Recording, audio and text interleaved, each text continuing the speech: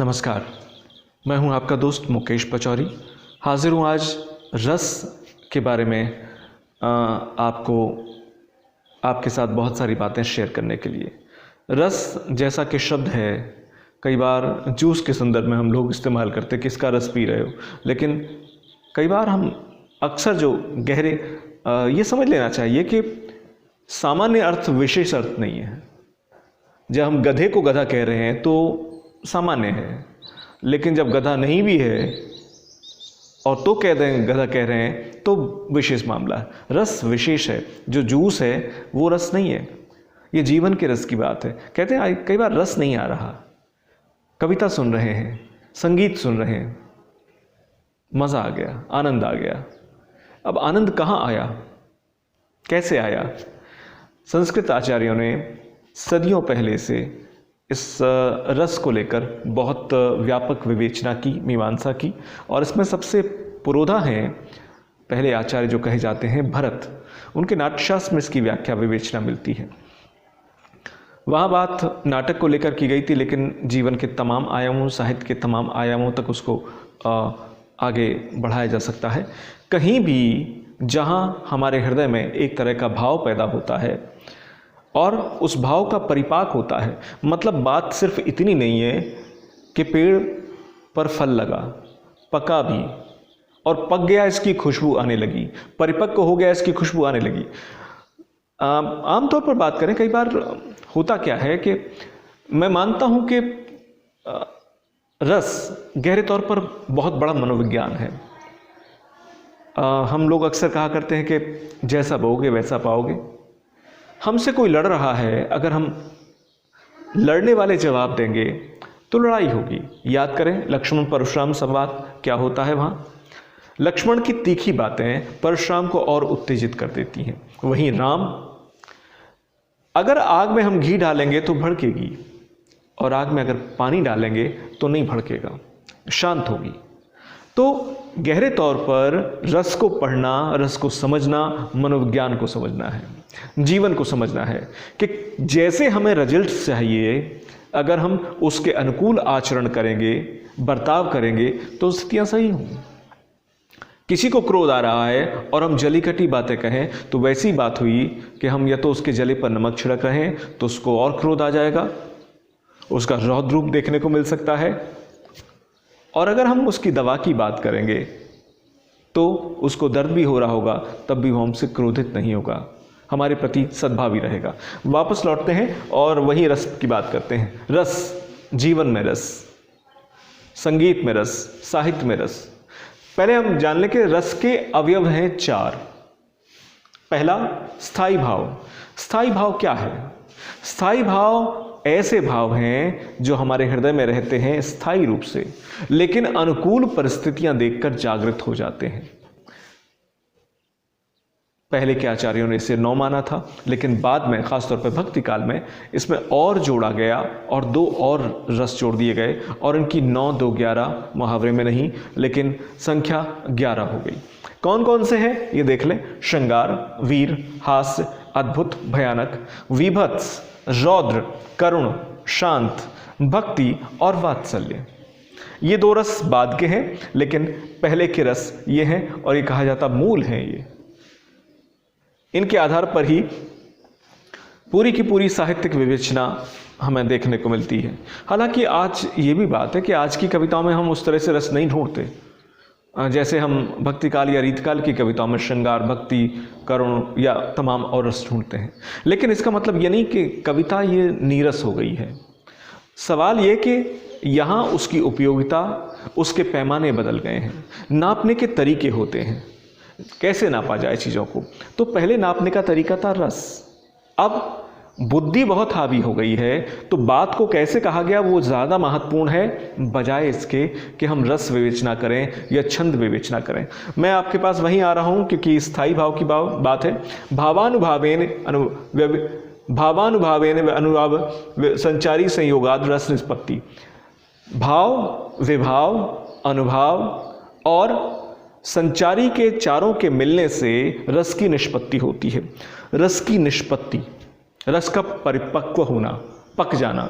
लगभग ऐसे ही जब चाय बनती है तो हम क्या करते हैं, गर्म होता है पानी, दूध होता है उसमें, साथ में चाय की पत्ती डाली जाती है, शक्कर डाली जाती है। चाय की पत्ती नहीं आएगी तो अलग तरह की स्मेल आएगी।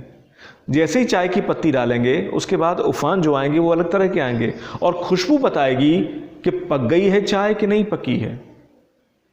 यहां भी ऐसे ही है, स्थायी भाव हैं कुछ जो हमारे अंदर मौजूद हैं। दूध में छाछ बनने की, पनीर बनने की और न जाने क्या क्या और बनने की क्षमताएं हैं, लेकिन जैसे हम प्रकार से उसके साथ रिएक्ट करेंगे वैसे नतीजे आएंगे।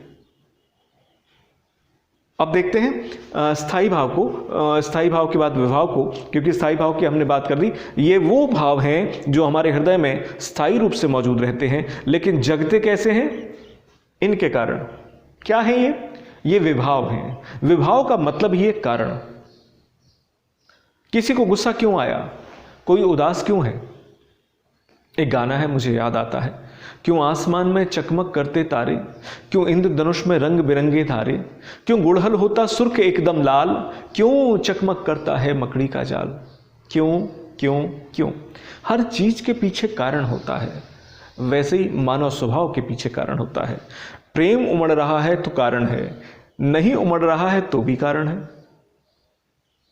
हम एक उदाहरण से इसको बहुत अच्छे उदाहरण से स्पष्ट करेंगे। दूल्हा श्री रघुनाथ बने, दुल्हन सी सुंदर जानकी माही। दृश्य क्या है? शादी का दृश्य है। राम दूल्हा बने हैं और सीता उनकी धर्मपत्नी की भूमिका में है। शादी हो रही है, बन नहीं गई है, बनने जा रही हैं। और सीता हमेशा से चाहती थी कि राम ही उनको वरें, राम से ही उनको वर के रूप में राम ही उन्हें वर के रूप में प्राप्त हो। और ऐसे में राम मिल गए हैं तो कई बार तो जी कर सकता है कि देख लें, लेकिन मंडप में देख लें ये कैसे संभव है? मंडप में देखना बड़ा मुश्किल काम होता है। मंडप में नहीं देख सकते तो क्या करें, कैसे देखें? तो सीता देखना तो चाहती हैं मंडप में, साथ में राम बैठे हुए हैं, सीता वामा हैं, राम बैठे हुए हैं।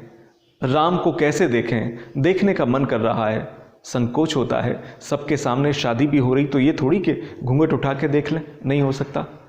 क्या करती हैं सीता? सीता एक जरिया निकालती हैं। वो देखती हैं कि उनके हाथ की अंगूठी में, हाथ में जो नग है उसमें राम के रूप का प्रतिबिंब पड़ रहा है, राम का प्रतिबिंब पड़ रहा है। और वो राम को ठगे से उस सौंदर्य को देखते रहती हैं, लगातार उसे ही देखती रहती हैं और ऐसी विमुग्ध हो जाती हैं, विस्मृत हो जाती हैं कि उन्हें होश ही नहीं रहता है। अब सीता के हृदय में प्रेम जगा है, किस लिए? राम है। राम क्या है? राम कारण है। कारण कौन सा? आलम्बन, उद्दीपन दो तरह के होते हैं। एक तो जिसके सहारे रस का परिपाक होता है, जो कारण है, राम है। राम है। उद्दीपन क्या है? उद्दीपन वो स्थितियां, वो घटनाएं, वो बातें हैं जिनसे ये उद्दीप्त होता है। मतलब ये कारण वो हैं, ये आग में घी का काम करते हैं। ये रस को और प्रज्वलित करने का और आवेग को बढ़ाने का काम करते हैं। अब मैं वो जो आपको दृश्य दिया था मैं उसी पे आता हूं। राम बैठे हुए हैं, सौम्यता उनके चेहरे पर है, तो सीता के हृदय में श्रृंगार पैदा होगा। अगर राम के सर पर चोट लग गई हो, राम के माथे पर पट्टी बंधी हुई हो, तो प्रेम पैदा होगा? नहीं ना। क्यों? क्योंकि स्थितियां अलग हैं। आप जैसे ही बदल देंगे, मान लिया वो जो अपने कंगन में देख रही हैं, राम की जगह हाथ थोड़ा हिल गया और किसी और का प्रतिबिंब दिखाई देने लगा, तो क्या होगा? प्रेम पैदा नहीं होगा। एक बंदर बैठा हुआ था, उसका प्रतिबिंब आ गया तो क्या होगा? हंसी आ सकती है, करुणा पैदा हो सकती है, क्रोध पैदा हो सकता है। जैसी जैसी स्थितियां होंगी वैसा वैसा हृदय में रस का परिपाक होगा। तो यहां इसीलिए मैं कह रहा हूं विभाव यानी कारण। कोई चीज जग रही है, उसके पीछे कारण होगा। और कारण में क्या है? एक तो जिसके सहारे रस का परिपाक होता है, आलम्बन सहारे को कहते हैं, जिस पर बेल चढ़ती है। दूसरा उद्दीपन, वो जो आग में घी का काम करते हैं। तो ये दोनों बातें भी हो गई। अब पता कैसे चलेगा? अनुभाव। अनु माने होता है छोटा, अनुज, अनुजा। अनुभाव का मतलब होता है वो भाव जो पीछे पीछे आ रहे होते हैं। कैसे? राम और सीता की बात है। सीता ने राम को देखना चाहा तो लगा कि शादी के मंडप में ऐसे कैसे देख सकते हैं। नतीजा क्या हुआ? उन्होंने कहा कि एक जरिया निकाला और उन्होंने देखा कंगन में उनकी परछाई पड़ रही है। देखा परछाई को, उसके बाद उनके अंदर रस जग गया। इसका पता कैसे चला? वो लगातार ठगी सी देखे जा रही हैं। जब हम एक ही दृश्य को, एक ही स्थिति को, और ये प्रेम के अनुभव हैं, जब आप लगातार टकटकी मारकर ये खुशबू है, ये बताती कि हो गया भयानक रस में, भय के मारे हमारी आंखें फटी रह जाएंगी। रौद्र रूप है तो किसी का जो क्रोध से भरा हुआ रूप देखकर हम बहुत ज्यादा भयभीत हो सकते हैं। लेकिन वहां हम ऐसा तो नहीं देखते रहेंगे। हम देखते भी हैं जब कोई बहुत क्रोध में होता तो हम लगातार देखते रहेंगे और आंखों में, तो क्या होगा? उसमें क्रोध और बढ़ता जाएगा। हम जानते हैं परशुराम लक्ष्मण जो संवाद है वो अपने आप में इसका प्रमाण है। तो अनुभव बता देते हैं कि जग गया कि नहीं जग गया। तमाम और रसों में वीर की बात करें, उत्साह है, जब उत्साह दिखाई दे। रौद्र की बात करें, और ज़्यादा क्रोध भड़क उठेगा। लक्ष्मण परशुराम संवाद इसका बहुत अच्छा उदाहरण है कि जैसे जैसे लक्ष्मण घी डालते जाते हैं वैसे वैसे भड़कता जाता, वो अग्नि प्रज्वलित होती जाती, क्रोध की अग्नि प्रज्वलित होती जाती है। तो ये भी कायिक वाचिक, आवाज़ में, शरीर में, भूषा में, इन सब में वो दिखाई पड़ने लगता है कि रस पकने लगा है। मैंने आपको बताया था शुरुआत में कि ऐसा लगने लगे कि हाँ खुशबू आ रही है, पक गया है।